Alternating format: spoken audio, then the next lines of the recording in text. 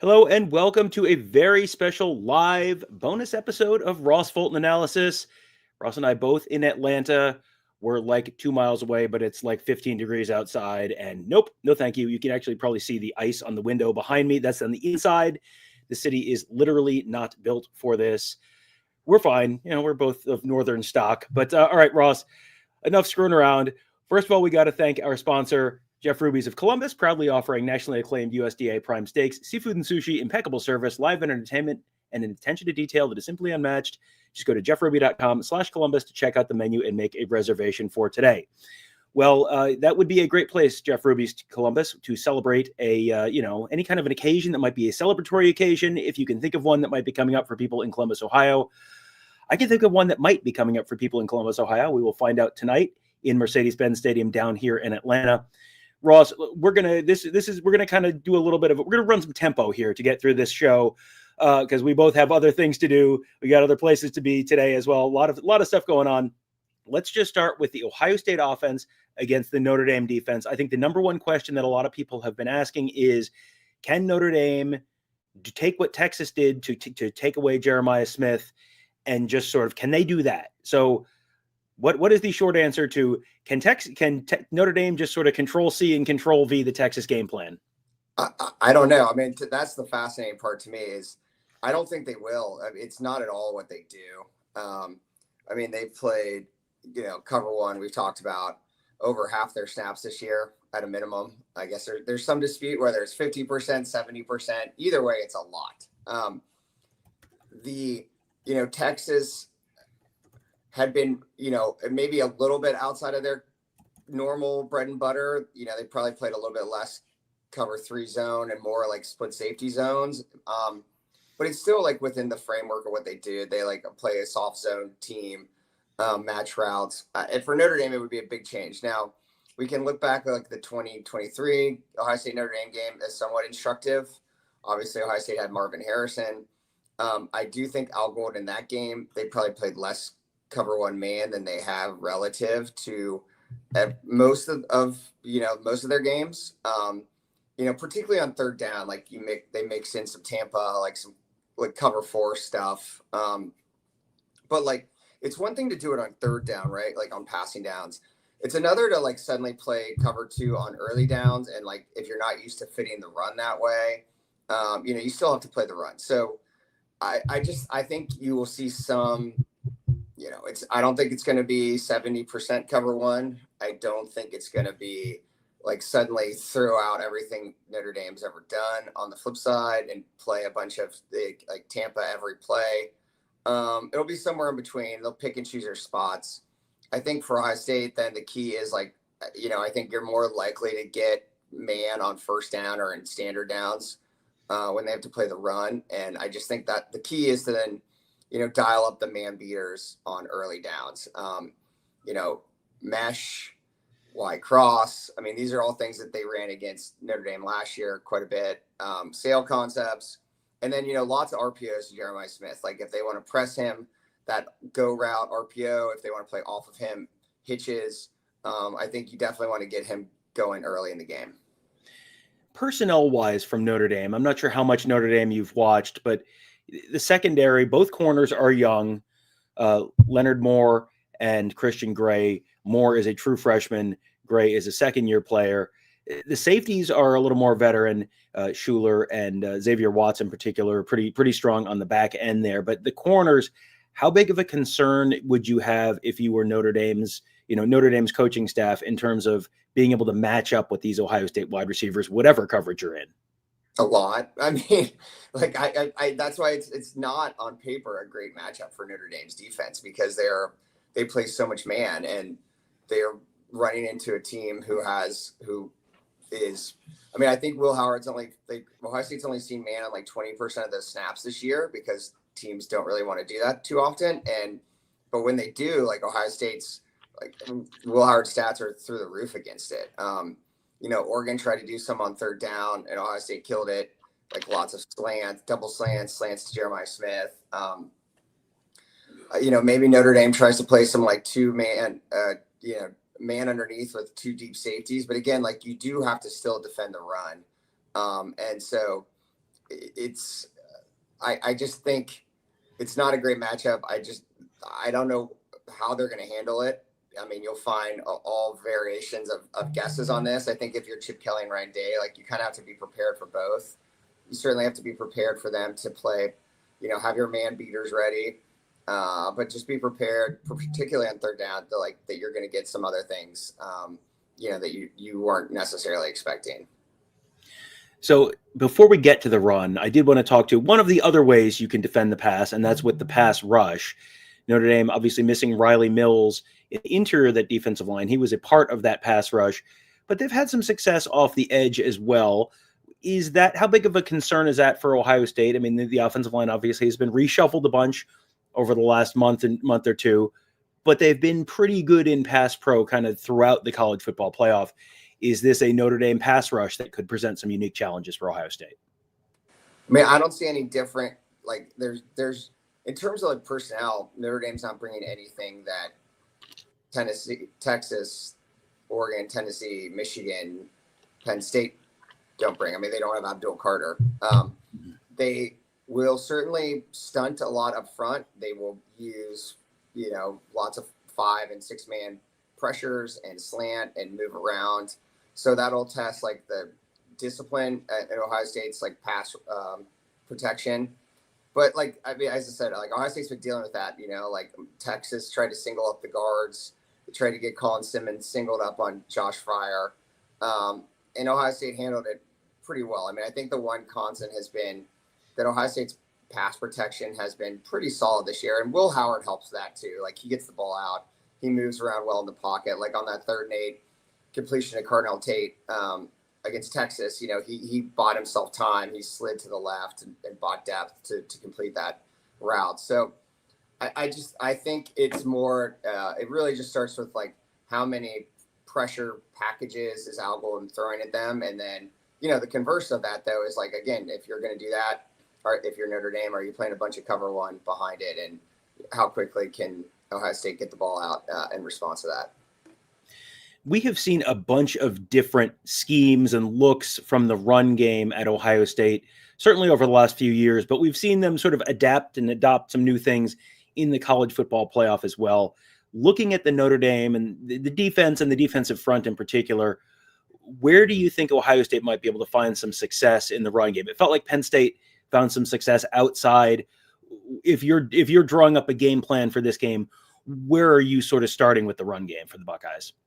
Definitely gap schemes off tackle. I mean, I'm going right back to the counter tray a lot. I think, again, you're like, excuse me, Notre Dame, as I said, even on rundowns, they move a lot and they try to penetrate, right? And so we've seen Ohio State have issues with that zone blocking wise in terms of the combination blocks. So I'm just trying to wash all that down. Like, at worst, you let those, Quinshon Judkins, Travion Henderson try to bounce it outside. But I'm mixing that. Probably sound like a broken record on this, but I would mix in. Sorry, I don't know why the hotel TV suddenly turned itself on its own. The beauty of live. I would try to mix in, some Will Howard run game. Probably sound like a broken record on that. But again, like, just looking for ways, especially if they're going to play cover one, like the quarterback run game, obviously guys are turning their backs. You're down, that adds an extra blocker. And so I think I'm just trying to mix in that, get the football outside, some of that power read stuff like Penn State did as well. And now I'm going to fix this. Okay. Yeah, you can fix this. While Ross is fixing that, I will remind you that we are presented by Jeff Ruby's of Columbus, proudly offering nationally acclaimed USDA prime steaks, seafood and sushi, impeccable service, live entertainment, and an attention to detail that is simply unmatched. Their TVs won't magically turn on there either. Go to jeffruby.com/Columbus to check out the menu and make a reservation for today. All right. So is this a game, we've seen games where Ohio, traditionally it's you run to set up the pass and you set up the play action, all that kind of stuff. And we've seen some Ohio State this postseason passing to set up the run, get guys, force the defense to sort of get out of the box and end up getting a numbers advantage that way. If what's your expectation for how Notre Dame's going to approach things tonight? Are they going to try and be focused on stopping the run first and then worry about the pass, and Ohio State's going to have to pass them out of it, or vice versa, or somewhere in the middle? Where do you think they're going to go? there's such an aggressive 7-8 guys in the box, single eye defense. It's just hard for me to believe that they totally can shed that stripe. Like you're just not used to playing elsewise. So to me, I think Ohio State has to come out throwing. Like, I think it's an overall mindset thing. Like Notre Dame would be like begging and pleading as we sit here right now that Ohio State wants to come out and run the ball a bunch on first down and get into a rock fight with them. Like I'm trying to get the tempo going, get the ball out quickly. As I said, like I'm throwing a slants to Jeremiah Smith early, a Mecca Buka up the seam, hit some of the RPO stuff off counter. Like, some of that first opening drives similar to Oregon or Tennessee, where you have like, 5 or 6 passes to 1 or 2 runs. Like I think that's kind of the game you want to establish and the mindset you want to bring to it. Here's a good question from Mika. She wants to know, do you think they're going to use a lot of pre-snap motion to make Notre Dame sort of tip their hand a little bit in terms of what kind of coverage they might be in? Absolutely. They should. All right. Like that's a great way to diagnose man. Now, Notre Dame, because they play so much man, they're very good at like not being very like super transparent in what they're doing. They'll trade people off. But yeah, I would be motioning. And I also think it's important for us to, again, like I keep mention Jeremiah Smith again. Like I think you need to motion him more than you did against Texas. Like we talked about following that game, like get him to the slot, get him moved around so that it's harder to bracket. Like even if Notre Dame, like they could play one double, for instance, and have basically use their deep safety as sort of a bracket defender, and you sort of take away your deep safety, but you've at least like rolled coverage that way. But if you motion him, it's harder to do that kind of stuff, right? Or move him into the slot or motion him Mecca Buka outside of him, so he goes from being the outside receiver to now suddenly the inside receiver. So I agree that I think a lot of pre-snap motion is paramount. And one more from Robert before we move on to the defense. Oh, hit the wrong one. Robert says, think we see a lot of mesh concepts as they go man primarily. I mean, if you're expecting man, that's a pretty good man beater, right? Absolutely. And as I said, I would be focusing that a lot on early downs, right? Because I do think Al Golden will try to catch them on third down and mix in some zone where Ohio State's maybe expecting man. So I would be going to that early.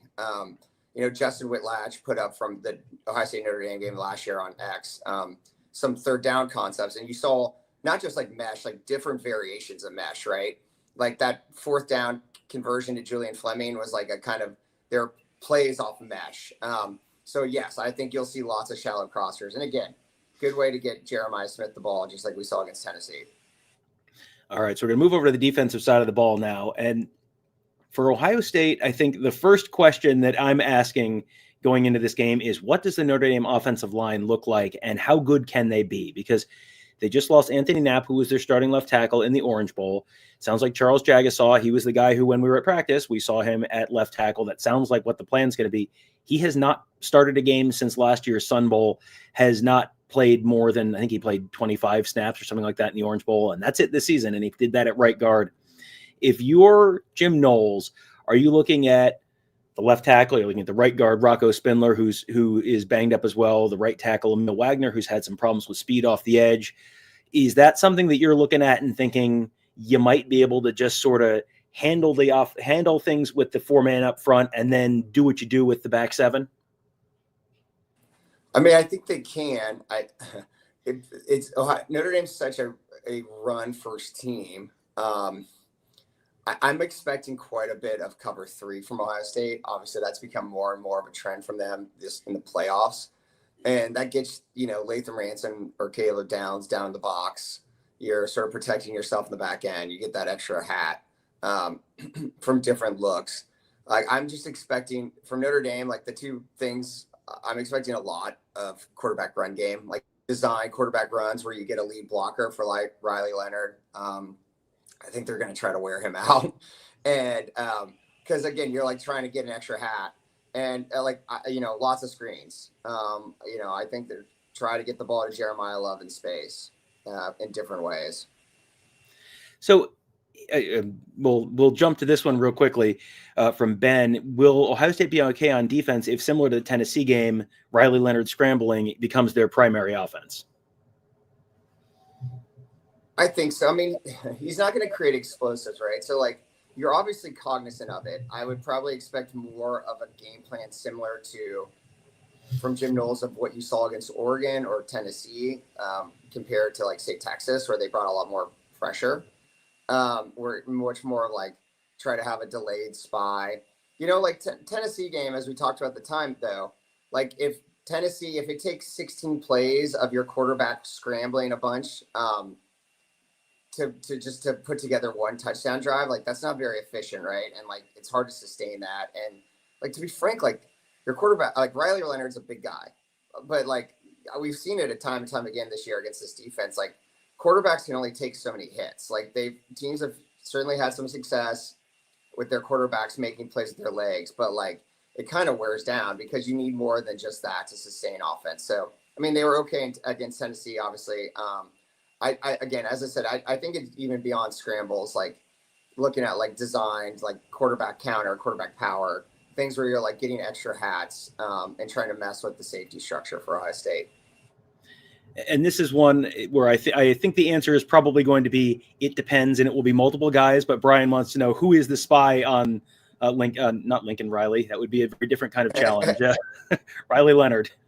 Yeah, I mean, it depends, right? Like we've seen it with Cody Simon, we've seen it with JT Tumaloau, like where they sort of spy is not even like quite the right word. Like Cody Alexander has a good display of it right now up on X or Instagram. Like you kind of, it's almost like a muddle rush, right? Where you're sort of hovering, and then once the quarterback commits, then you come, because it's just hard to like sort of sit at 6 yards in the middle of the field in space. So you're really trying to like hem the pocket in and then force the quarterback towards the guy who's sort of hanging back. And that's why Cody Simon, had multiple sacks against Dylan Gabriel. So they will certainly change it up because like anything else, like you can't be predictable or else an offense will adjust to it.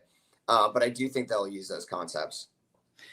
If you're designing coverage in the back of the defense, how does having the threat of a quarterback run impact what you're doing? Are you thinking, are you calling more zone coverage because that way you're dropping in eyes in the backfield or eyes in the defensive backfield are towards the line of scrimmage as opposed to man where you're turning and running away and looking the other direction? Does that change your coverage mix, or is that not something you really factor in that much? No, it does. I mean, in theory, zone helps for the reasons you said. I mean, Ohio State's been such a zone-heavy team in the playoffs anyways. I wouldn't be surprised if we see more cover one, particularly in early downs, just because of the Notre Dame, like, run-heavy nature. But, I mean, they've just been so good at matching in zone, like playing cover 2 or cover 3, but then picking up routes and, distributing them and making it really difficult on college quarterbacks to diagnose where to go with the football. I mean, I still think we'll see a lot of that. Now, granted, if you're carrying receivers vertically, that's the same principle, right, of turning your back to the quarterback. But I just think you'll see, continue with those concepts. And again, like it's one thing, you may give up a couple scrambles for first downs, but again, you're like biggest thing is like stopping explosives, right? And if you force a team to drive by quarterback scramble is kind of a hard thing to sustain because it's just those are by its nature broken plays. And I know we do have to wrap up in just a couple minutes here, but if you're Notre Dame, what's the game plan tonight on offense against Ohio State? What are you trying to do? Where are you looking and trying to attack? I would say, as I said, so like I mentioned, like lots of design runs, lots of screens. I mean, you're trying to get Jeremiah Love the ball. I mean, no one's had a lot of success running against Ohio State. You've got to try to probably, I would assume, try to get, the tight end coming underneath on something like the drag concepts, like once the coverage carries off. But you're really like, you're just trying to like tread water, for lack of a better word, like trying to sustain drives. And in some ways, you're like counting on your defense and special teams to put you in short fields, hopefully, or, like get breaks. You're going to have to hit a few throws. But I just think it's almost like as much as like the game plan, it's like, you're just hoping to kind of make it your kind of game, right? Where you're sort of, as I said, like slugging away at the line of scrimmage. And you're hoping that you get the chance to like sort of wear on Ohio State. But as you said, like at the get-go, like the offensive line issues against Ohio State's defensive line, like not necessarily the greatest matchup, at least on paper. All right, we'll wrap up with this. Give us, what are you expecting tonight? We got a classic Ross Fulton score prediction on the Buckeye Huddle staff picks.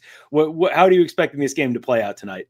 Yeah, I mean, so as I've said, like to me, like Notre Dame has a ceiling offensively, right? Like I mean, Ohio State hasn't given up over 20 points to anybody except Oregon.